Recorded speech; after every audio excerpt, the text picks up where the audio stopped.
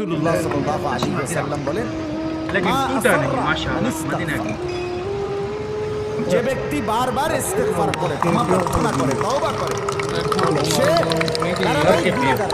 लेकिन बाद में বলাও যদি প্রতিদিন একদিনে 70 বারও যদি তওবা করে, 70 বার গুনাহ হয়ে গেছে, 70 বার তওবা করছে, তো আল্লাহর নবী বলেন আল্লাহ সেই 70 বারের গুনাহটাও আল্লাহ মাফ করে।